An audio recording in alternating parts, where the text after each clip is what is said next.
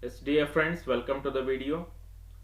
In this video, I am going to explain in detail what is PAQ method.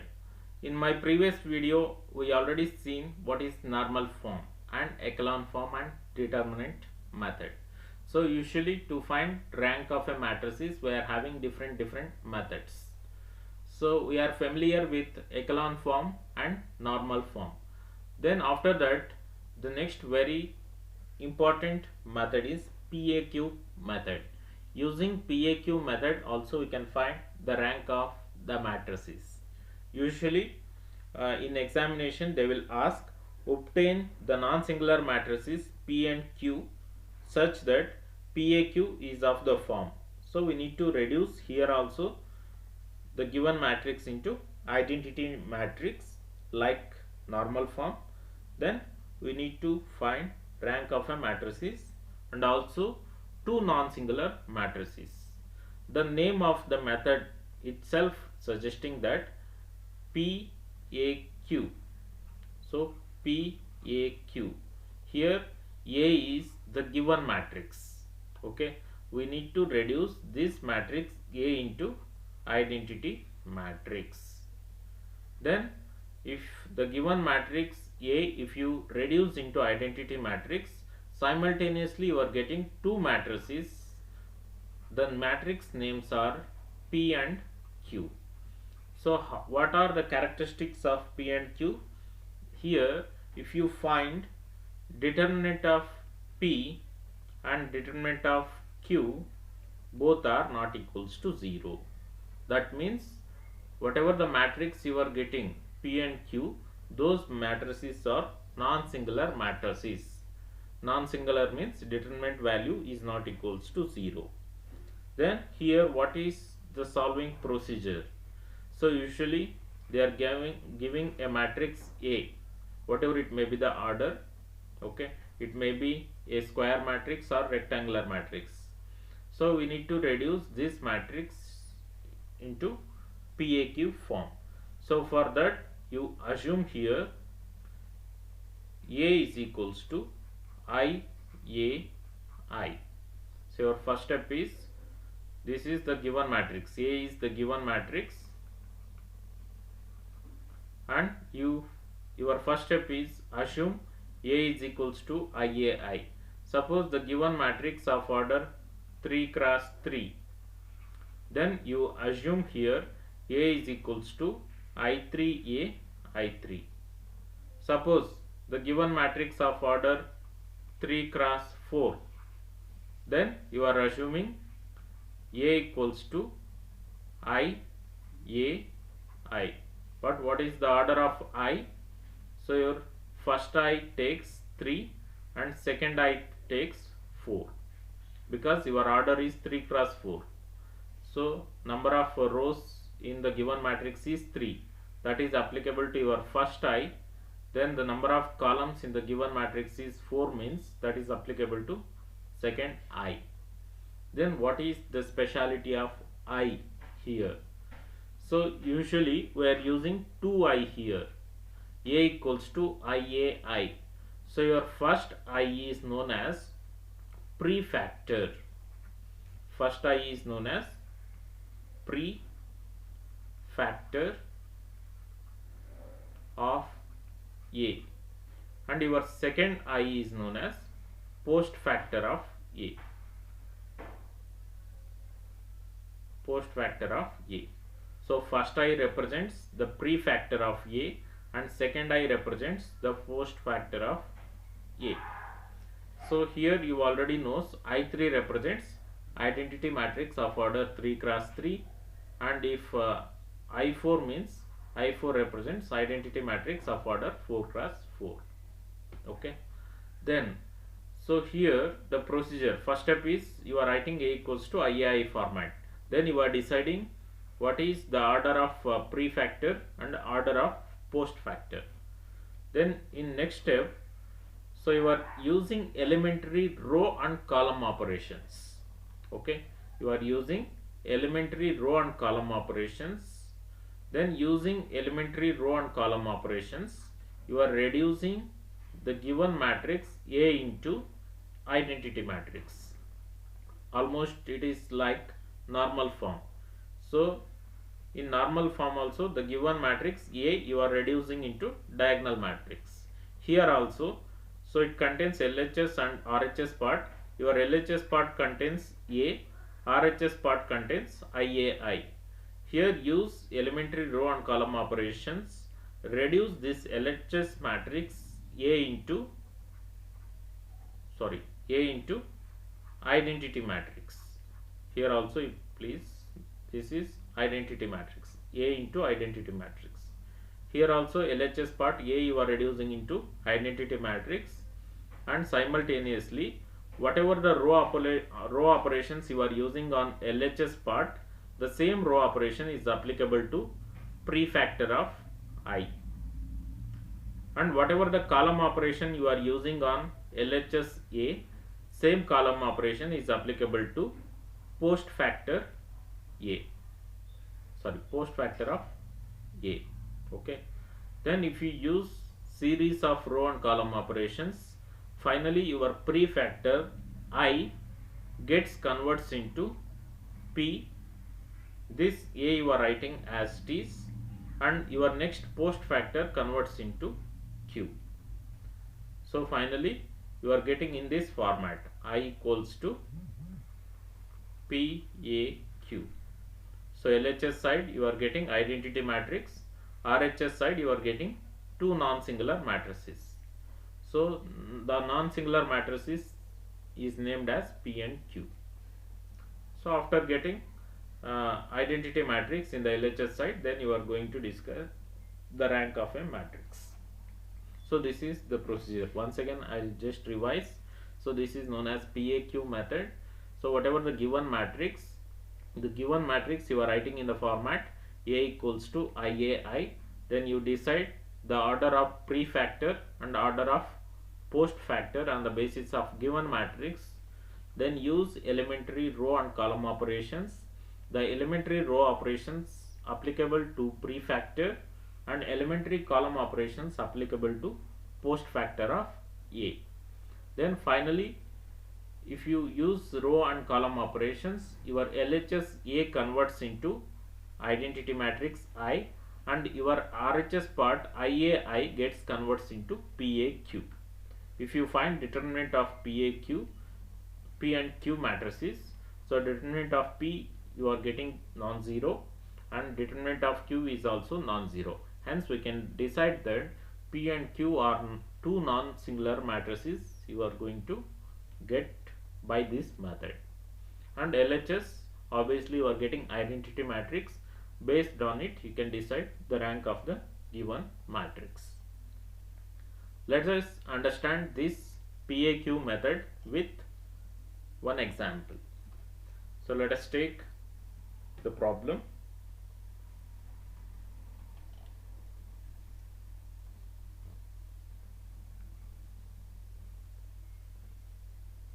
So let us take the problem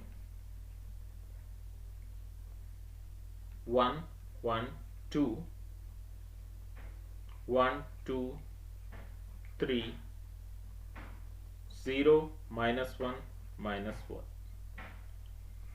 This is the given matrix.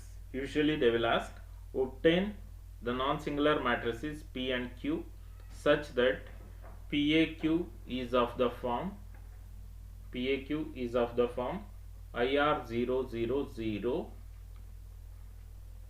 where A is equals to this matrix, and hence obtain its rank. Okay, then so in particular if they are asking PAQ method, means we need to follow the same procedure. So our first step is to write A equals to IAI format. A equals to IAI. Then next is we need to decide the order of prefactor and order of post factor. It is based on given matrix. What is the order of given matrix? It is 3 cross 3. Then your prefactor I takes the order 3 and post factor is also order 3. Then next you can write LHS side A means in place of A you write the given matrix, that is 1 1 2 1 2 3 0 minus 1 minus 1 is equals to I3 means identity matrix of order 3 cross 3. You write 1 0 0 0 1 0 0 0 1. A you write as it is. Then one more identity matrix of order 3, that is 1 0 0 0 1 0 0 0 1. Okay, now you go for the next step. So next step, our target is to reduce LHS matrix into identity matrix. So for that you are using row and column operations. So let us use the first row operations. Before going to the row operation, identify the diagonal elements here. The given matrix, the diagonal elements are 1 2 minus 1. Below this leading diagonal line you are having elements 1 0 minus 1. So your third row first element is already 0, then make it second row first entry 0. So for this you are using operation R2 implies R2 minus R1. Then same operation, because this is your row operation, same operation is applicable to your prefactor of A. And whatever the column operation you are using on LHS matrix, same column operation applicable to your post factor I. But here R2 minus R1 is related to row operation, therefore same row operation you use on LHS matrix as well as prefactor of A. Then your resultant matrices becomes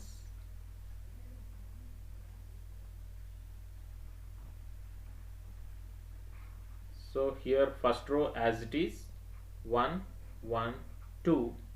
On second row R2 minus R1 means it gives 0 1 1. On third row as it is 0 minus 1 minus 1. Same operation you apply on this prefactor, then your elements becomes first row elements as it is 1 0 0. On second row you apply R2 minus R1, it gives minus 1 1 0 and 0 0 1. A as it is, and your post factor matrix as it is, because you are not using any column operation. Then go for next step. So your next step is you need to make R3 second row element, R3 second element 0. So for that you make use of R2. So your next operation R3 implies R3 plus R2. So this is also row operation.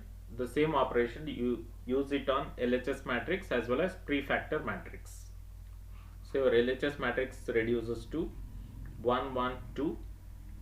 Second row as it is 0 1 1.